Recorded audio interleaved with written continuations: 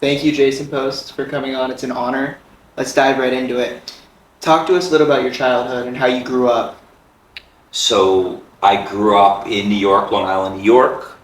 I graduated high school at 17 years old and moved to college in Arizona. I went to Arizona State University, and academics weren't exactly my at the forefront of my mind. At the moment, I wanted to get away from New York at that time. I figured I'd come back to New York probably, but I wanted at 17. I made a decision at 16 that at 17 I wanted to leave home. But yeah, I grew up in New York in a suburban environment in Long Island, New York. Did you come from a wealthy family? I would say middle class. My parents don't love that word. I think they like to think that we were upper middle class, but kind of where I've achieved in terms of status today, I reflect on that as kind of more in the middle. But Yeah. Did you have any like family struggles as a kid? yeah, of course. Okay, do you want to share a little bit? I mean, who hasn't had family struggles as a kid? Right. But no, there was definitely some adversity growing up, Mhm. and I spent the better part of my adulthood having to reflect on that, learn from that, develop from that, and parent accordingly, and do kind of things. You take the good from your parents and the bad from your parents, and you try to emulate the good, and you certainly you want to do the opposite of the bad. And I'd say that's the adversity I faced growing up, some of the bad, and changing that dynamic with my own children and my own relationship with my wife. As a kid, did you always know you wanted to be in the real estate industry? No, definitely not. I always knew one thing as a kid. And that literally, as far as I can remember, I always knew that I wanted to be an entrepreneur. I wanted to build companies, and real estate was something that I had identified as a young age. So growing up, I would say my dad's most successful friend was in real estate syndication to be specific. And it got my attention. And it wasn't the first business venture I got into real estate, but it always stuck in the back of my mind that you identify that real estate is something that you see successful people doing. And then I remember moving to California. I know we're getting ahead of ourselves, but in 1996, reading the Los Angeles Business Journal, and you start to see the wealthy list, the top, the list of wealthiest, most successful Los Angelinos, and real estate is a common theme among them. And I always knew I wanted to do good, and I knew that being successful financially would enable me to have that pathway. But So you were talking about how education wasn't at the top of your kind of mind at that time. I was not an academic. So what made you dive into real estate right away? What made you actually make the leap to go and start your real estate career? Again, that wasn't my first foray into entrepreneurial business. What I would say is,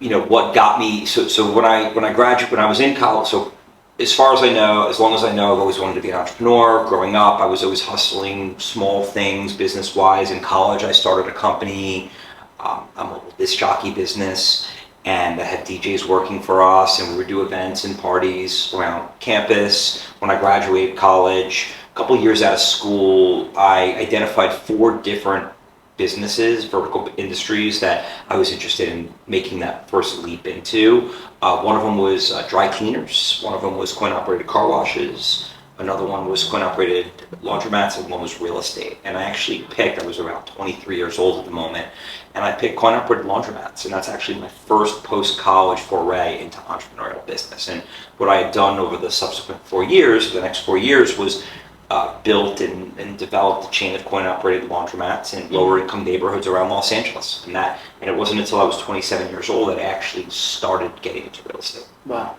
That's interesting. So when you say you were like hustling as like a young kid, maybe high school, college, what types of like ventures did you do? Because when I was in middle school, I would like sell candy out of my locker, and I would, I'd make a little bit of money from it, but I want to know your experience with Yeah, that. so I did that, with the ice cream guy. I made friends with the ice cream man growing up. I haven't even remembered this until you just said that. But I would buy big bags of candy from him, and, would break it up into pieces and sell it.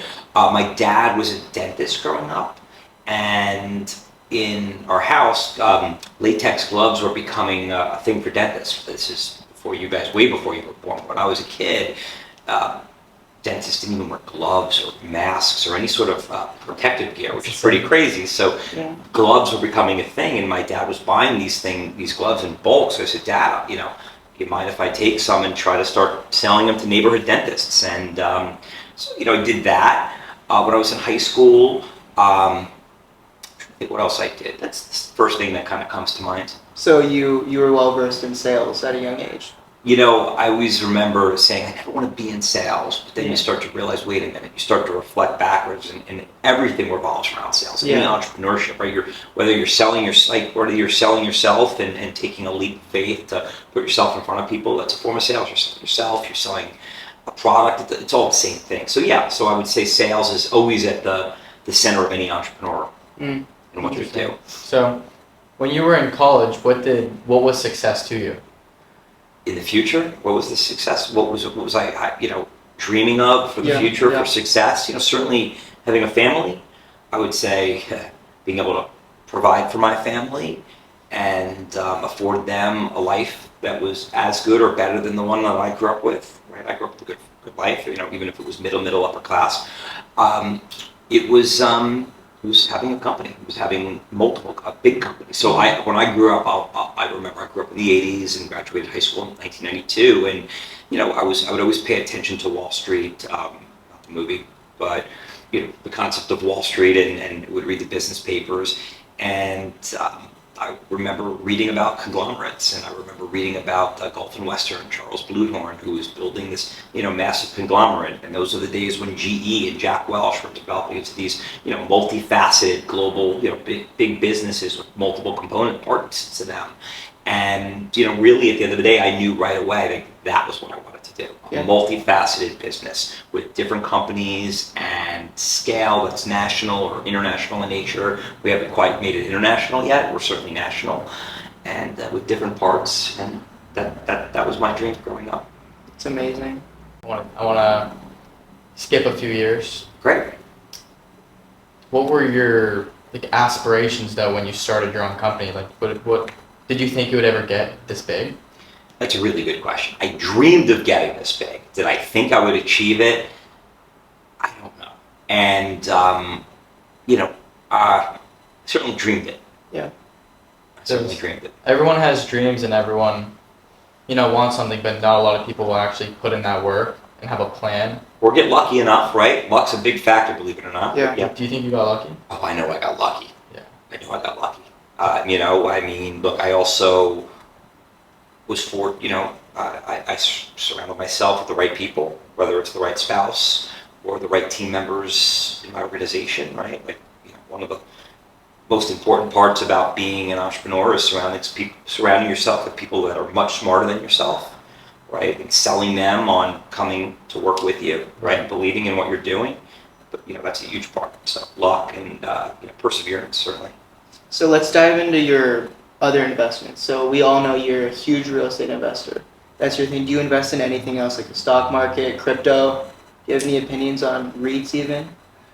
So crypto, I've dabbled in crypto, Yeah. right? It's a speculative side thing that makes an infinitesimal portion of my portfolio. Yeah. I actually invested in, I'll never forget, in 2014, I invested in Bitcoin when it was $700. Oh my god. And are you still holding?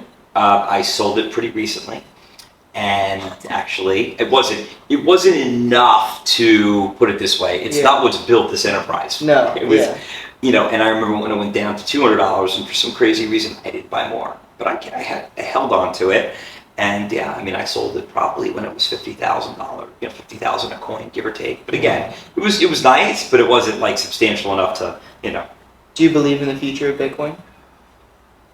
It has a use case, certainly. I don't know that it's I wouldn't call it a currency given how volatile it is. A currency is is a tough thing, when the value of it changes on the fly. A dollar, Yeah. you know what a dollar's worth today. And you can take a dollar to the store and that dollar is going to buy you whatever costs a dollar. And, with crypto, you don't know if you're going to have enough crypto to pay for that dollars, to cover the cost, because it changes all the time. So I don't know. I think it's a store of wealth, a form of a store of wealth. I think it's certainly used by the underworld and for financial related crimes, which is not ideal.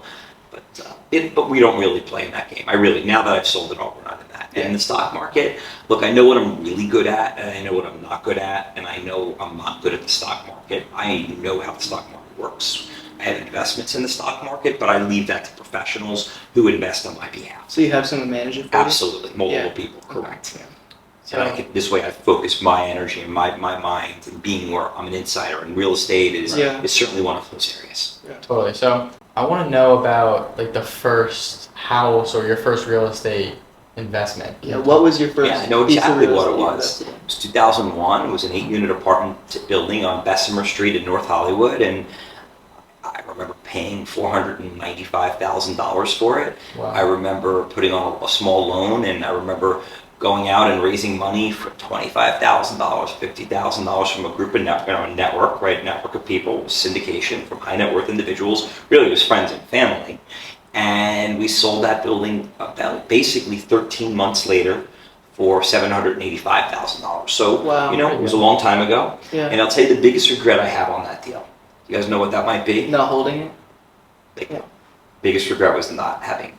What do you think? Having sold it. What do you think it would have been worth 5 years from now? So I remember. So this was when I bought this building. It was around 2001, and I remember seeing it sell around 2012, and it was about $1.8 million, and that was 2012. Wow. And now, I mean, I may be getting my dates a little wrong, but probably close to $2.2 million, something along those lines.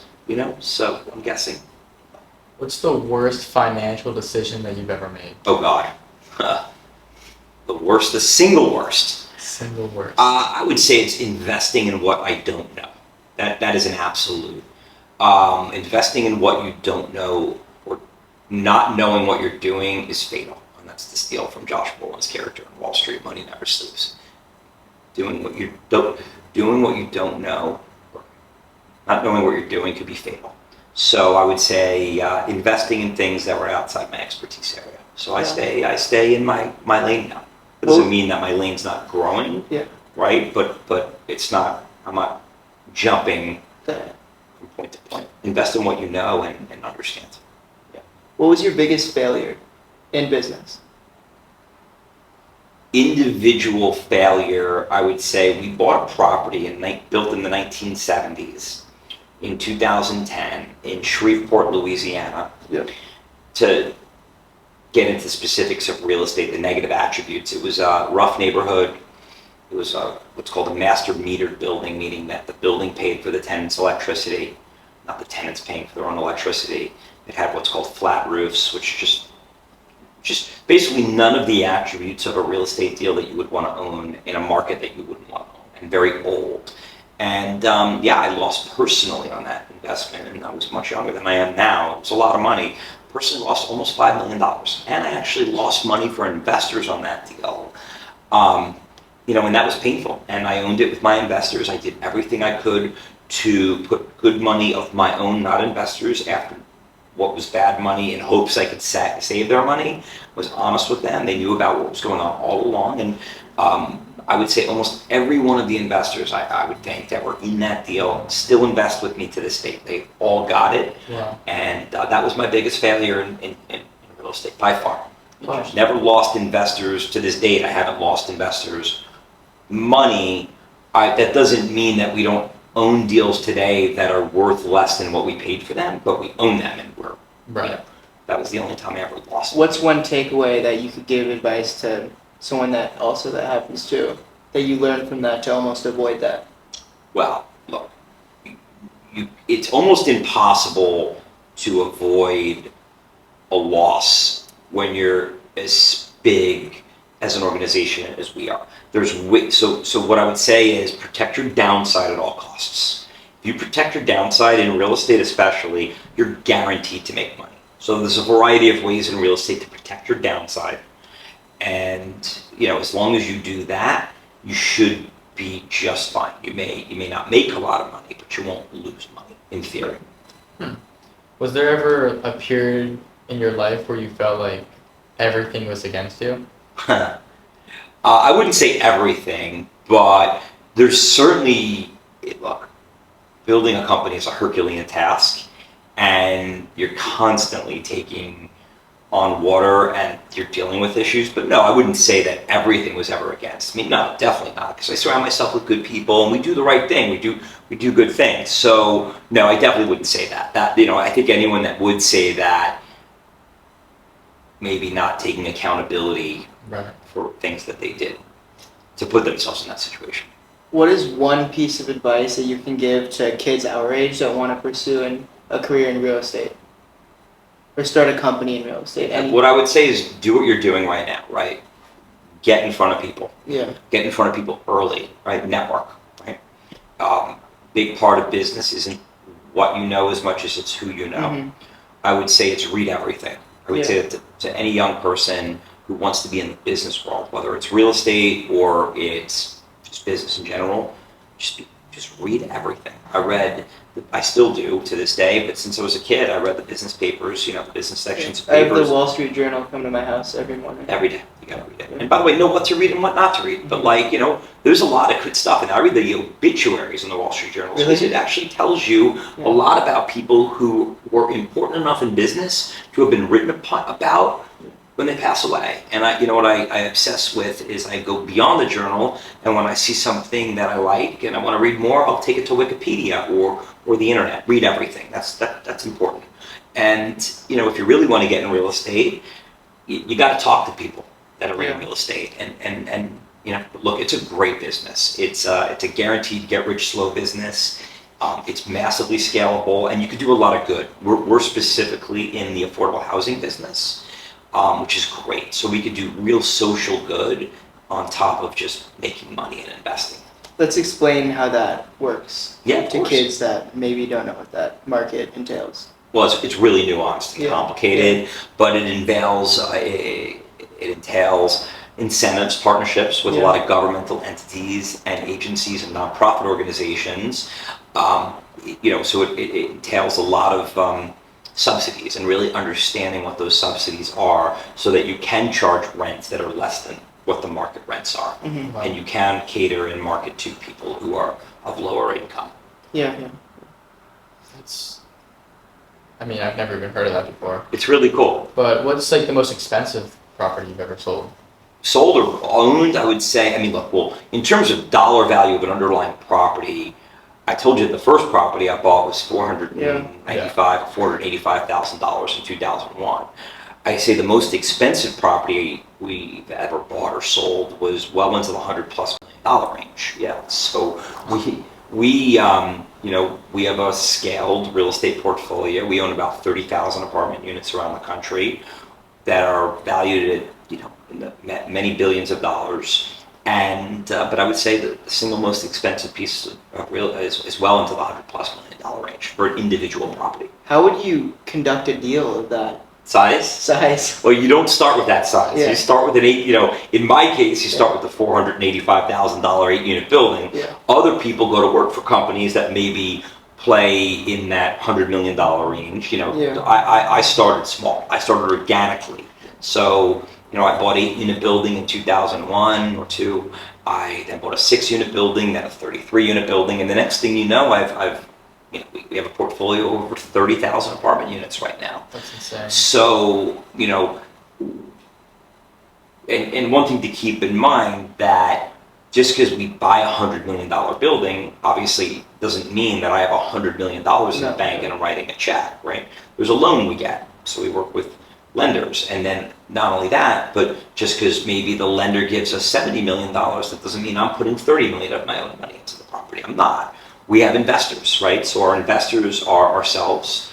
When I say ourselves, it's my family, our company, and the people that work within our organization.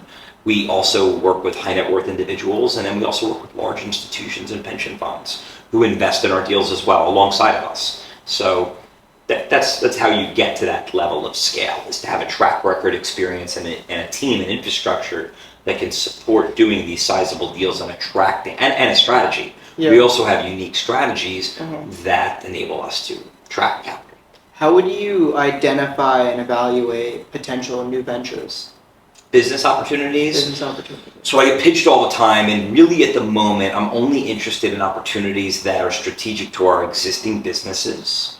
Something that's number one. Number two, something that I can personally add value to and sink my teeth into. Something that satisfies my entrepreneurial itch, right? So it's got to be strategic to our core businesses. It's got to satisfy my entrepreneurial niche and being able to add value to it. I'd say those are a couple of the requirements, certainly. Okay. What's one thing you would tell your younger self? This shit is really hard. I probably actually would not tell my younger self that because, I tell people that are young, ignorance is a bliss. Don't get too smart and knowledgeable about what you're about to do, because if you did, especially when you're building a business, you just wouldn't do it. Like, to steal from Steve Jobs, you have to be insane to start a business because it is such a hard thing. It is so hard to do that if you knew everything you were doing when you were getting into it, no one would do it. So what I would say to my younger self is, this stuff is really hard, but then again, maybe I wouldn't. Well, do you have any books you could recommend? Going back to, you say read everything. Do you have any books you could recommend? Kids our age? Look, I mean, there's definitely some prolific business people that are in the world, specifically in the world of finance, like Steven Schwartzman, who's the CEO of I've read his book. Yeah, it's a great book. It's one of the best books I've ever read. It's a good one. Yeah. I've read the book about CAA. It was like 800 pages, but it's interesting about the kind of the four partners. I think it was Michael Ovitz's bio. The guy, I think it's Ovitz, but if not, it was one of the other partners at CAA, and it talks about them starting creative artist agency. I like Ben Meserick as an author, but largely what I'm reading is I'm really reading more surface level topics, and I go from time to time. I'll read books. I typically read nonfiction. Yeah. I like business caper books, like real, kind of like Sex, Drugs, and Business. So the $1 Billion Whale by Joe Low, which is about Joe Low, who is the guy that stole $5 billion from the Malaysian government and spent it filming the Wolf of Wall Street, and that's how it happened. That's how the Wolf of Wall Street was financed, was through money that was stolen through. Wow, no way. It's a good book. I recommend that one. They'll make that into a movie for sure. Yeah. So I do. I read the Jordan Belfort books. Right? I'm always fascinated by people like that. So yeah. But definitely though, it's hard, right? Books are hard. If you like to read books, that's great. That's a great book that we just talked about. Sam Zell, if you want to get into real estate, Am I Being Too Subtle? That's a great book by Sam Zell. Am I Being Too Subtle by Sam Zell? He is, Sam Zell recently passed away. He is probably one of the most prolific investors in real estate in history. You mentioned about REITs before. He's the OG in the REIT world. So the REIT world came to live in the 1990s, and equity residential, equity office, equity lifestyle. These are different types of REITs that cater to specific asset classes that Sam Zell was the forefather of. He was a very prolific. Do you like or recommend any REITs? Look, REITs are public equities typically. There's private REITs too. Yeah. Public. I don't. Again, that's like more. That's the answer is I don't know enough information to recommend REITs. I invest in real property. Investing in a REIT is investing in a security that is secured by a portfolio of properties. But there are some really good REITs out there. I mean, equity residential in the multifamily world. Prologis Camden is in the multifamily world. Prologis is more logistics, correct? There's data center REITs. Yeah, definitely. Since we're both kids, we're not old enough to get our license, so I would use my parents' information and open a Robinhood investment account. Yeah, I did the same thing for Gavin, my son. Yeah, and then we'll all invest in all the REITs. They have the highest dividends. There you go. And that's how I got into that. So that's great. Yeah. And my son likes to trade the SPY, the SPY index. Yeah. SPY 500. Yeah. It's risky though. But it's risky though. But he does other stuff as well. He's learning. My dad mentors my son in understanding different stocks in the market. Oh wow, is your dad a big investor? Yeah, I mean, relative basis, but my dad's been investing. My dad told me about the stock market, so my dad's been investing in the stock market since as far as I'm a kid. So yeah. Do you have any advice you can give to someone who wants to invest in the stock market? Maybe not specifically on, invest in this, but maybe how to control your emotions and, not trade. How to control your emotions. I mean, look, market timing, for me, I have no idea how to be a market timer in the stock market. I can time real estate markets to the best of my ability, but what I've always learned in investing in the stock market, and the reason why I give it to the professionals, is because it's an insider's game, and I am not an insider. And I don't mean inside information, illegal insiders, but I mean someone paying attention to earnings reports as they come out, and dividend dates, and cyclical movements in industry. I don't do that. I do that in the real estate business. So what would I say is invest in what you know. Same thing within real estate. I'd be very careful with stock options. I know a lot of kids like to invest in stock options. I know my son and his friends do. Just know that is anytime you have a contract that's expiring in a short time frame, that could be a recipe for disaster. So make sure you close your bets out when you're up. That's even the hardest part of market timing. So, but yeah, just do it. I mean, do what he did, right? Open an account and just start dabbling. I would recommend dabbling in things that are safe, right? Maybe you think it's NVIDIA, maybe you think it's one of the tech stocks. Me personally, I was around for the tech bubble bust in 2000, so I have maybe too negative of a bias against tech, just because I saw how many people lost money doing that. So I stay more towards like the S&P 500 and more, established companies. How important is it in your business to understand the market cycles in real estate? Oh, it's everything. It's everything. Yeah, and by the way, that doesn't mean that you can't invest in the top of a cycle. But when you just have to know that you're investing at or near the top of a cycle and make sure you invest accordingly. And certainly while you're near a top of a cycle, because no one knows when the top's gonna, when the market's gonna fall, right? In 2019, I would have bet you anything the market was at the top, anything. And then all of a sudden COVID hits, and the federal government injects a tremendous amount of money into the economy.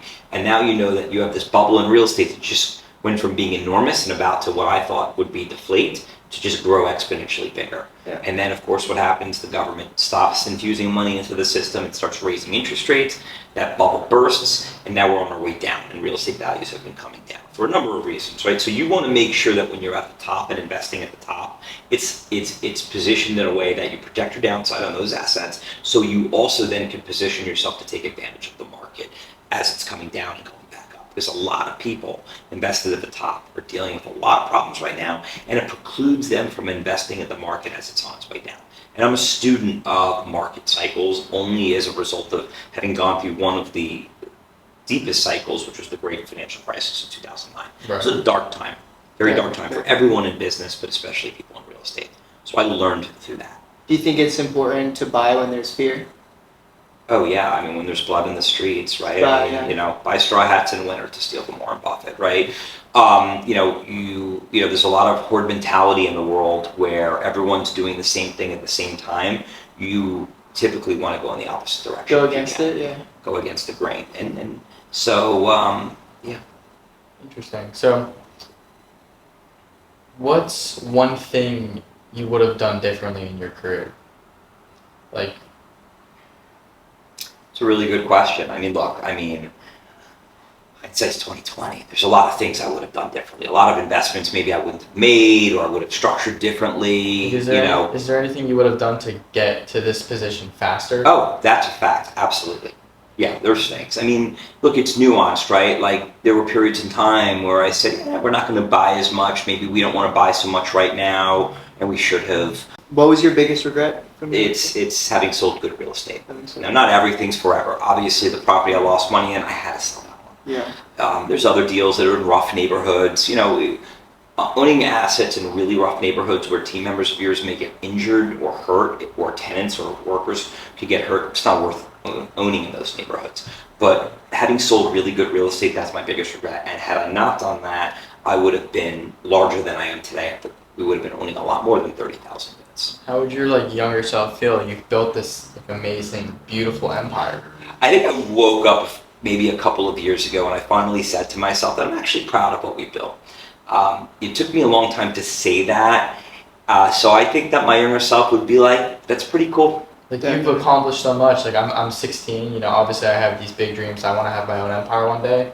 Good. But I can't imagine what it feels like waking up in the morning and knowing that you actually accomplished that. I'll tell you right now, I appreciate it every day of the week. It's And I'll tell you, how you get there at 16 is you dream big, you think big, but you act small.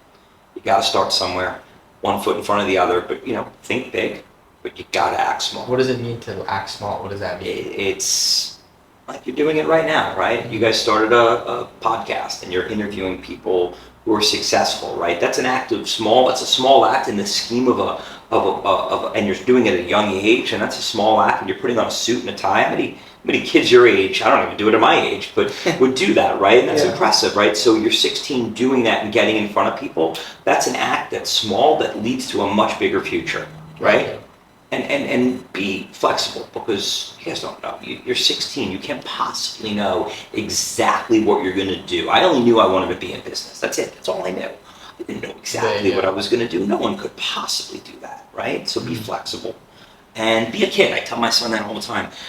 I keep my son. I keep him accountable, and I want him to have. I want him to think about his future. I want him to plan for his future today. He started a company designing bracelets. He's got a website. You guys will I'll put the website in the description. a little plug. Chase Post Jewelry. We'll put that in the description. Thank you. And that's his first small. And by the way, I tell him all the time, and I'll tell you guys this: fail young. It's okay to fail. What I told my son when he launched this business was the only thing that would be unacceptable is not launching the company. If you don't launch, that would be a failure. I don't care if you sell. Yeah. I just want you to learn. And once it's launched, then you're going to stick with it. But if you can't sell because there's not a market for the product or the market's too busy, it doesn't matter. So now what I have is my son calling me up. And he's saying, hey, Dad, I have an idea for something. I said, great. Tell me what the idea is. He goes, okay, do you mind if I kind of take it to the next level? And he knows how to navigate putting together partnerships and setting up LLCs and working with legal departments and accounting departments on forming companies, getting websites up, and getting partners in and getting people to help him see through a vision. So this is all on all on his summer hustle job that we did, which was designing the jewelry through Chase Post Jewelry. So, and again, if he fails again, that's fine. But I want him to stick to it, persevere through it, and learn as much as he can. Okay, I want to segment in a little bit to looking at the past and reflecting on the past and looking into the future. What are your plans for the future? Like, how much longer do you want to keep building this? I don't have any hobbies. Business is it. So I want to stay healthy. I'll be 50 years old in a week, and I want to stay healthy, and both physically and mentally. And so my wife and I lead a very healthy lifestyle. We I liked Damien Hirst. I remember reading something about Damien Hirst, probably the most successful living artist right now, and I remember him saying, I work out and I stay healthy because I want to work well into my 80s, and I thought that was really interesting. So do I. So I think that's really important, is staying physically and mentally healthy. It's a family affair. So you're at Post Investment Group, and Post Investment Group is my wife and myself. It's our family's office and our family's network of companies. So, we're training the next generation in our children, and we're also training the next generation in terms of people that we work with here to I think the only legacy I really have is our children and this company. So I do foresee building a company that right now we're about 18 years old at Post Investment Group, and I do foresee something that transcends, hopefully, at least my generation into my kids' generation, and maybe beyond. So that is really something I'm focused on at the moment for the future. That's amazing. Wow. So we do something on our podcast called the 5 Pillars of Success, and it could be the 5 pillars are a mentor you had, a family member that influenced you, an outside source. So. Well, I mean, look, I'll tell you don't lie, don't cheat, don't steal. Those are words I live by. Keep a moral compass that points north. That would be my first pillar. I'd say, the next one is just the continual, perseverance. To steal from Rocky Balboa or whoever said this. Maybe it was Muhammad Ali, right? It's not about how hard you get punched, but it's about getting up when you get knocked in your ass. And in business and in life, you're going to get knocked in your ass all the time. Right. Get up and persevere. So that's number 2, I'd say. So the next one is surround yourself with people that are smarter than you. That is an absolute thing that you need to be successful. I'd say, you know, we are the company we keep, right, in our friendships, right? If you hang out with people that do drugs, your likelihood is you're going to do drugs. If you hang out with people who, you know, are focused on business and are entrepreneurially minded or are success driven, there's a good chance that you're going to be successful. So, you know, we are the company we keep. And then I'd say lastly, it's better every day, constant improvement, right? You know, always going to have a step back or two, but better every day. Those are some of the things that certainly keep me going. Amazing. Advice you would give to kids Your in age? high school? Yeah. Be a kid. Definitely be a kid. Be careful, right? You know, stay away from drugs. I tell my kid this all the time. That is my no-go as a kid, because drugs are real. They're in communities. They're in public schools, private schools, college. You know, and that will screw people's lives up. And I know a lot of people whose lives that did screw up. So stay away from drugs. That's my non-negotiable with my son. He knows that, and my daughter. And I would say, you know, be active, right? Be active in your school. That's what I tell our kids. You know, with activities. Be charitable and philanthropic. So our children, we do a lot with formerly incarcerated individuals. We work with an organization called the Anti-Recidivism Coalition, which is something that we're very passionate about. My kids work with inner city school kids, right? So do charitable good. You know, if you could play a team sport, that's one thing I did not do. I was not a good team player or good on team sports. It's nice. I do respect kids who, we have a lot of people in our organization that played college sports. Certainly, you know, I think it shows very good on a resume for someone that goes to a good school that also played a sport while in college, especially a team sport.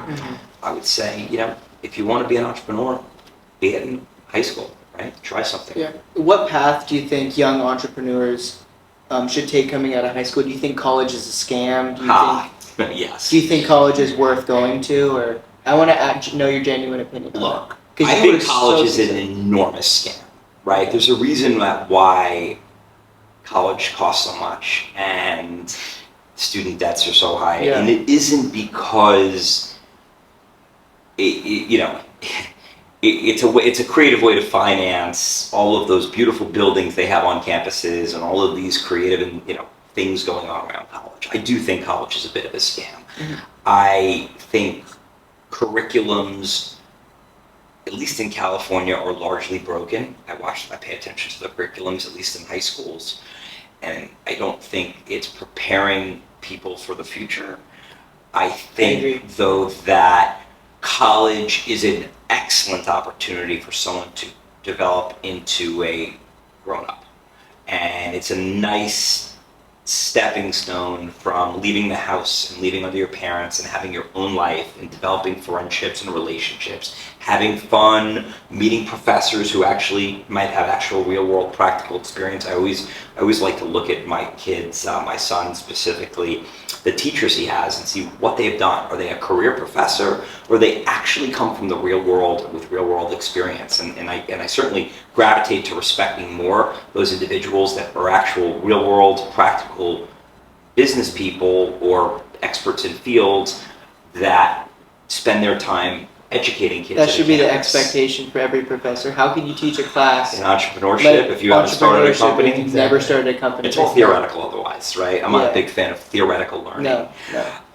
So I would say, you know, and then I would say work, you know, have an internship, and, you know, whether it's in high school or college, you know, be realistic with yourself, right? I wouldn't expect someone that's in high school to be sitting in front of an Excel spreadsheet and running financial models, right? I think it's an unrealistic expectation, unless it's someone that gravitates to that.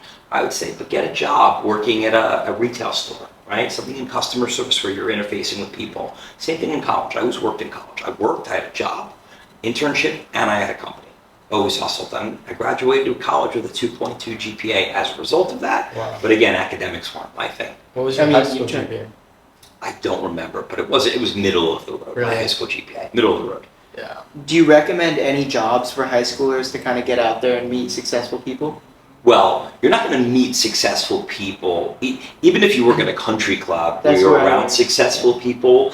I think it's good. I think the best thing you guys can honestly be doing right now to meet successful people is what you're doing right now, and that's reaching out to them and saying, "Can I interview you?" It's for a good podcast?" excuse to just ask any question we want. Yeah, exactly, and then keep in touch. Right? I have young kids that reach out to me all the time, and I have this policy of I talk to them always, whether it's high school, college, post college. Why not? Do you have kids in high school that reach out to you? I do. What do Like they, your son's friends or daughter's I friends? do. what do they ask Wow. They, I mean, look, usually in high school it's going to be upper class, seniors, that are thinking about the next level. A lot of them want internships, and I tell them, look, in high school, don't do an internship like this. Do something fun, right? I don't want to sour a kid to working in an office environment when they're 17, 16 years old, right? Go do something fun, but do something, right? College kids will come here. We have intern programs. But, what do they ask me? I don't know. They ask me things like this. It's a conversation. I just listen. I tell them. They ask my point of view on things. I tell them. It's always free-flowing. I did it yesterday with somebody who was a senior at Miami, University of Miami. Do it all the time. You came here and just had a full conversation. It was over the phone because he's in Miami. But yeah, exactly. Do it all the One time. of your son's friends? No, this is actually a friend of mine's son. Randomly, he's at Miami, and so is my son. Gotcha. I do have one question that I want to ask. So, if you were starting a company in our shoes, how would you do it? Would you have investors or partners, and how would you evaluate possible partners? Okay, so when I have investors at your age, I'd be very careful not to, because the likelihood of you being successful to the point where your investors are going to make money is very low. Would I ask my parents, hey guys, I'm going to start a company and I will probably fail, right? So would you guys, but I'm going to learn a lot, right? Yeah. So, or it could be an uncle, right? Or a friend, right? People like myself, we want to see kids like you be successful. You guys are the future, right? That's so I think, I would ask my parents for the money before I would ask an investor. Now look, if you're Mark Zuckerberg in your dorm room at Harvard, and you're the smartest guy in the room, I wish that guy came around, asking me to invest.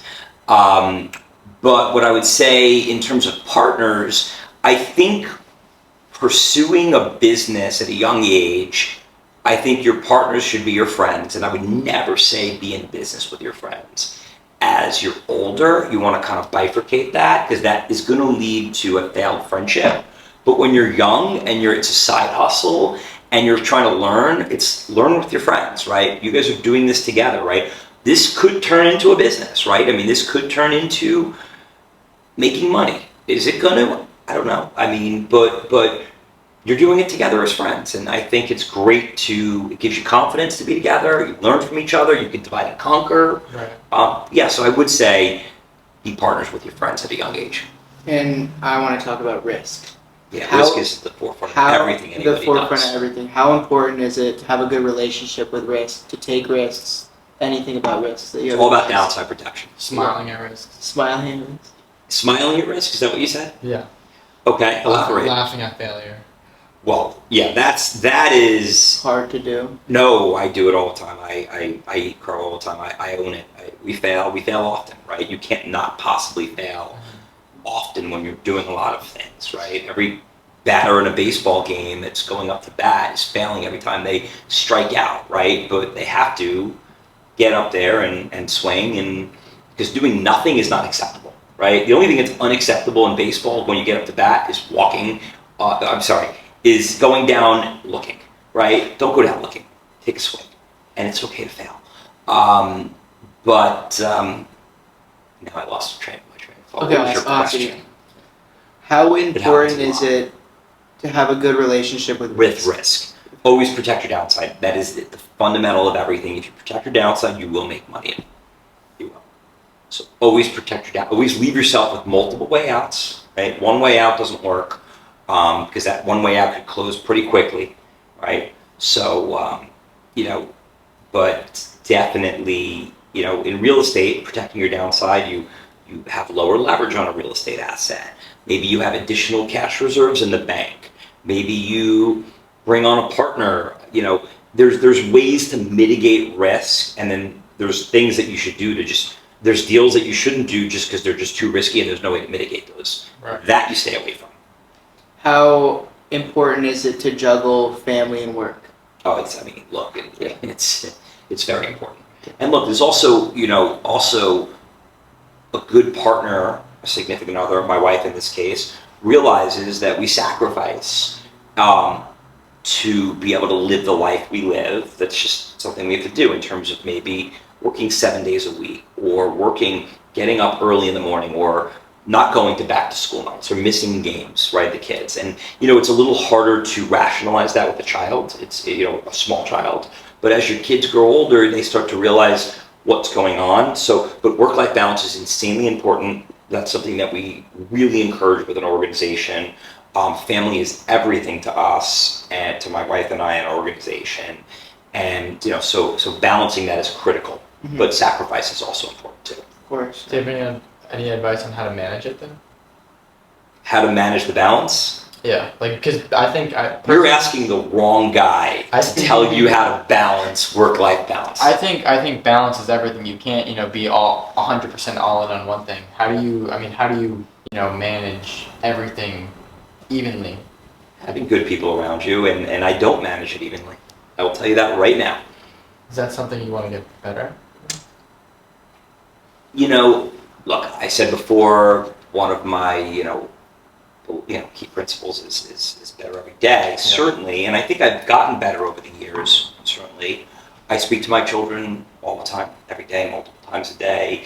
And I think the best way I can maximize my time with my kids is through business. Now, we also, of course, have a great personal relationship.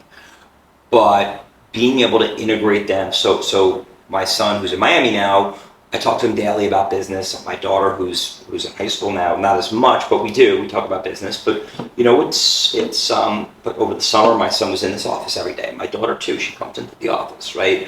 And so it's that's one of the ways I've managed work-life balance, is by bringing my kids in. Now, I don't want them working for me or for Post. I want them doing their own thing or working for someone else. It's really important. But certainly want to help them as best as I can. Would you be open to diving into your business strategy? Like, what strategy would you have to scale a company? You already hit that certain number you wanted, how to go farther? Yeah. Grow bigger? Look, we grow, we have team, we continue to develop our team, we continue to train our team from the bottom up, and we continue to add people at all levels of the organization. As we grow, we certainly have to grow the top of the organization as well from a management perspective. It's interesting, like there's things that we do here, like having threat matrix and contingency plans and dealing with IT hacks and phishing attempts for people to try to steal from us. And it's pretty crazy, the things that you wouldn't think of as you're a small organization, but as we grow, we deal with. So, we are continually developing our organization to accommodate scale and growth, and it's constant. So we buy assets all the time, and we come up with new strategies. So we're always developing strategies along the lines of affordable housing. We're growing our relationships with capital partners, where we're constantly networking with property sellers and brokers in the markets. And it's a little bit of, and relationships are everything in our business, right? It's don't burn people, and do what you say. And if you divert from a business plan, you stick with it. You stick with the asset handling. How big of a burden is it to be the number one guy at a company, like the founder? It's a lot. Yeah. It's a lot. It's a weight on the shoulders. It is a lot, and it becomes less fun too. By the way, it used to be a lot of fun. You have to carry the vision, even if everything's going bad. Yeah, and you have to behave, and you have to know what's right. You have to know what's right and wrong, and it's a burden. It's a lot. You have a lot of people to please too. Correct. Yeah. That's correct. And it's like the captain of the ship, and the captain of the ship, even when he's in his cabin and he's sleeping, he's still responsible for everything that happens on that ship, and it's a lot of pressure, right? It's a lot. What else do you want to achieve? What are your other goals that Yeah, so the thing right now, I mean, look, we're building an insurance company at the moment, which integrates very nicely into our real estate business. We have multiple construction companies we've developed. We have a charitable foundation. We have a property management company. And this is all under Post. That's correct. They're all different names, company names under our business, right? But yeah, I mean, we're pretty low key too. You're not going to find much about us on the internet. I'm pretty low key. But one of the things I'd like to achieve is positioning our company to truly be successful without me if I were gone tomorrow, right? That and to be able to have it transcend at least the next generation. That is something that we're working on right now. Do you have a personal number you want to hit? Money-wise? Money-wise. I can honestly tell you, I don't have a number I want to hit. Mm-hmm. It's not about the number. No. For me, it's about what I'm doing, what I love, which is building something, and Your legacy. and affording the people that work within the organization the opportunity to do great things themselves as well. But it's not about a number for me. I live a pretty relatively modest lifestyle, relatively. Right. So, And you had a question? Yeah, you mentioned risk and asset protection, and I want to know, when looking at new opportunities, how can you determine what is too much of a risk and what isn't? Do you delve into experience? It's all experience. So here's the thing. I'm not the smartest guy in our organization. I would hope I'm not the smartest guy in this organization. But I will say I probably have the most experience in this organization in seeing the nuances of every deal, because ultimately I have 30,000 foot viewpoint of everything we do. I have the ability to see things from the mountaintops, but I also have the ability to go down into the valley and actually do work as well. So I would say it's experience is what helps you navigate and seeing things for 20 plus years in an industry. So that's why I said before, not knowing what you're doing can be fatal.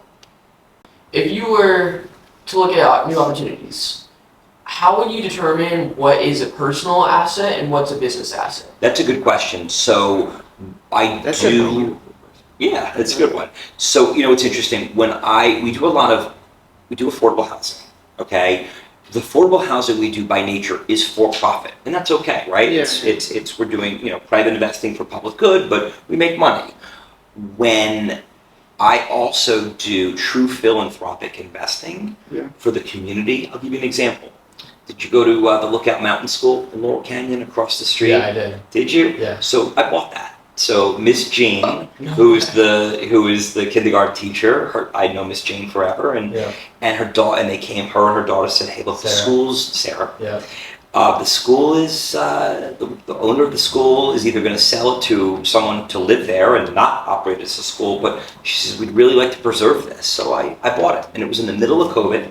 So you got it at a beautiful price? No, actually, quite the contrary, because COVID real estate values were going up because interest rates were low. But here's the problem: there was no school. So it truly is it's nothing I wanted to own. I wanted to preserve something in the community. One example. Another one is we own, and that's a personal. I look at that as a personal investment. I don't care what the return is. Cool. I don't even calculate the return.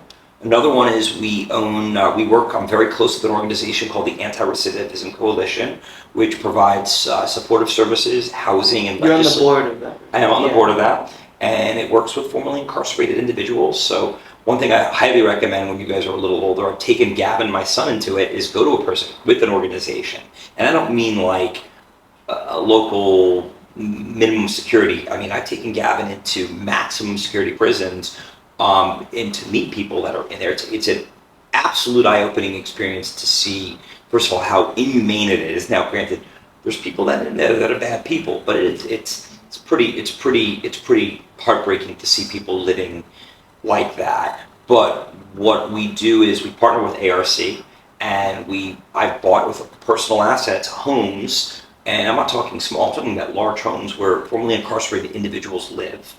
And there's a lot of social service programming around them. So that's that's how I distinguish between personal investments. Do you know what Homeboy Industries is? Of course I do. Yeah, we went there, all three of us, as our That's amazing. school kind of charity week where And we That's spent very time with cool. they're all formerly incarcerated. They're on a Yeah. program there where they have to do some type of service Yep. to work off their Yeah, time. work in So restaurants, cook Yeah. food. they're all very nice people. It's incredible. And I honestly think most of 90% of all the people in the jails, it's had to do with their upbringing. Oh, I completely agree with you. Yeah. So So you were asking about how I got involved with how you got Anti-Racism. involved with it? Yeah.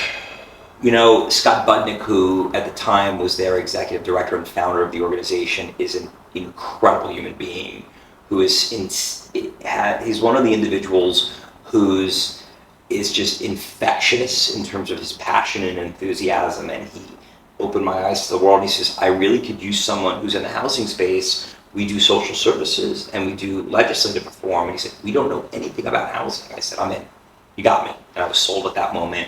And then you meet the members of ARC who are all formerly incarcerated. You have to be a member. And you also meet team members, like people that work there. In fact, now the current executive director, Sam, he was a lifer. He was in jail for murder. And you meet this individual, and he's one of the greatest people you meet. And all of their members, they're just great people, and especially their employees, and that were formerly incarcerated. And you just realize, wow, like there is a real opportunity here, and it's good business. Anti-Recidivism Coalition is the best business model ever because it lowers the recidivism rate, the rate at which people go back to prison. Prison is a business, by the way, and it's a scam business. And there's actually some interesting piece of legislation on the state ballot this year, in November, that California does not allow, it outlawed slavery except for indentured for people that are in prison. So there's an actual ballot proposition. I can't remember if it's 35 or 36 That's messed up. that actually makes it so it's not mandatory for people that are in prison to have to work at these slave wages. So it's an interesting dynamic, but it's good business to keep people out of jail and make, so it's a safer community, and putting people in prison costs a lot of money, let alone destroys lives, and perpetuates this negative cycle. So it's a really good business, and I think the state of California certainly realizes it, which is why it invests so much money in programs like ARC to keep people off the streets. To keep people on the streets and out of prisons. And my final question is, I want to know, what is your symphony of success? What is success? What does success mean to you? Look, having, there's a number of nuances, right? So I'd say one of them is affording an opportunity for those around me, seeing people, the people in our organization be successful and thrive within our organization, right? Because it's, financially speaking, I'm successful. Family-wise, I think I'm really successful. I've got two beautiful kids who are happy and healthy. I've got a wife who I've been with my wife for 28 years, who I love and I work with, and we're best friends. We live a life of ethics, integrity, and I think, it's a combination of all of those things, and we do social good. I mean, it's a little bit of everything. Wow.